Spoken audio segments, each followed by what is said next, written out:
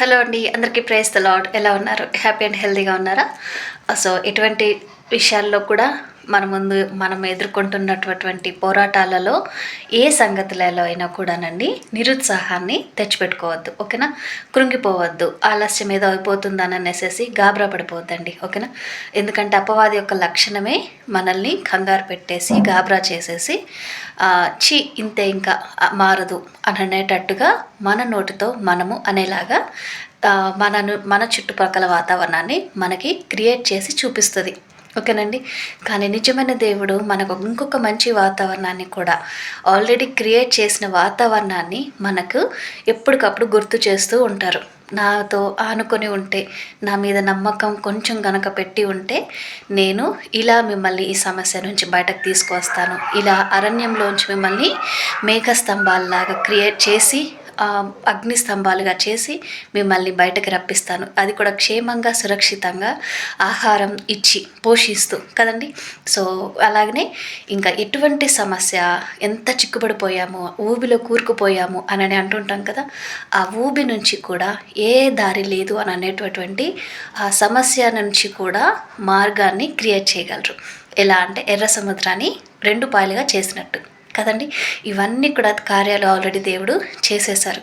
వీటిని మనకి ఎప్పుడు కూడా గుర్తు చేస్తూనే ఉంటారండి కదా. సో అటువంటి వాటి విషయాల వైపు మనము మన యొక్క జ్ఞానాన్ని అన్నీ కూడా గుర్తు చేసుకుంటూ ఉండాలండి. ఎందుకంటే మనం మర్చిపోతూ ఉంటే గనక దేవుడి కార్యాలు నాకు ఇంకా చేయవా, నా జీవితంలో ఇంకా మంచి రోజులు రావా, చేయలేవా నువ్వు అని అనేసి మనం క్వశ్చన్ చేసేలాగా మనము ఉండకూడదు. ఫస్ట్ ఆఫ్ ఆల్ మనకంత అర్హత కూడా లేదండి దేవుని క్వశ్చన్ చేసేంత కదా. సో ఒక మంచి వాతావరణాన్ని మనం క్రియేట్ చేసుకోవాలి. దేవుడు చూపించిన మార్గంలో మనం నిలబడాలి, నడవాలి. ఓకేనండి. సో ఇవాళ మనం బైబిల్ నుంచి కొన్ని వచనాలు చదువుకోబోతున్నాము. మార్కు సువార్త 7వ అధ్యాయము మొదటి 5 వచనాలు. యెరూషలేము నుండి వచ్చిన పరిసయ్యులను శాస్త్రులలో కొందరును ఆయన యొద్దకు కూడి వచ్చి, ఆయన శిష్యులలో కొందరు అపవిత్రమైన చేతులతో అనగా కడుగని చేతులతో భోజనము చేయుట చూచిరి.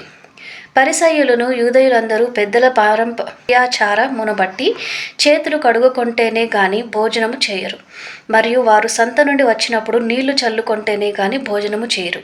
ఇదియుగాక గిన్నెలను, కుండలను, ఇత్తడి పాత్రలను నీళ్లలో కడుగుట మొదలగు అనేక ఆచారములను వారు అనుసరించడి వారు. అప్పుడు పరిసయ్యులను శాస్త్రులను, నీ శిష్యులెందుకు పెద్దల పారంపర్యాచారమును చొప్పున నడుచుకొనక అపవిత్రమైన చేతులతో భోజనము చేయుదురని ఆయన నడిగిరి. దేవుడి వాక్యం ఇంతటితో దీవించునుగాక. ఆమెన్. ఒక ప్రేయర్ చేసుకుందాం. మీరు కూడా ఏకీభవించండి. మహాపరిశుద్ధుడైన దేవ, యేసయ్యానికి వేలాది వేల స్తుతులు స్తోత్రములు తండ్రి. ఇంతవరకు మమ్మల్ని సజీవ లెక్కల్లో ఉంచి మంచి ఆహారం ఇచ్చి ప్రభా ఆరోగ్యంతో నిలబెట్టి విధానాన్ని బట్టి నీకు వందనాలు, స్తోత్రాలు తండ్రి. ప్రభా యేసయ్య, ఈనాడో మృతులలో ఉండవలసినటువంటి మమ్మల్ని అందరినీ నీ రెక్కల చాట్లకు సురక్షితంగా క్షేమంగా ప్రభా మమ్మల్ని అందరినీ నీ గుప్పెట్లో భద్రపరుచుకున్నందుకు నీకే అనేక వేలాది వేల స్తుతులు స్తోత్రములు చెల్లిస్తున్నాం. యేసయ్య, చదవబడిన నీ వాక్యాన్ని నీవు దీవించండి, ఆశీర్వదించండి. ప్రతి హృదయంలో కూడా నాటి ఫలింపచేయమని ప్రభా ప్రార్థిస్తున్నాం తండ్రి.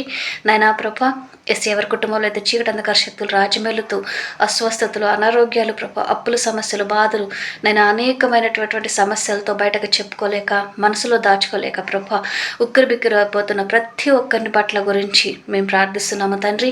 వారందరికీ కూడా నీ హస్తాన్ని చాపండి నాయనా ప్రభా. నీ హస్తం రక్షించకుండా ఉండడానికి నీ హస్తము కురచకాలేదు నా ప్రభా.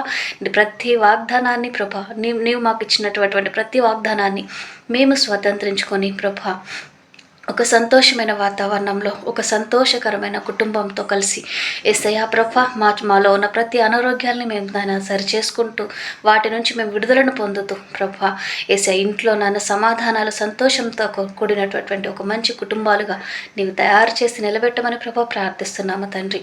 తగిన జ్ఞానంతో నిలపండి నా తండ్రి ప్రభా.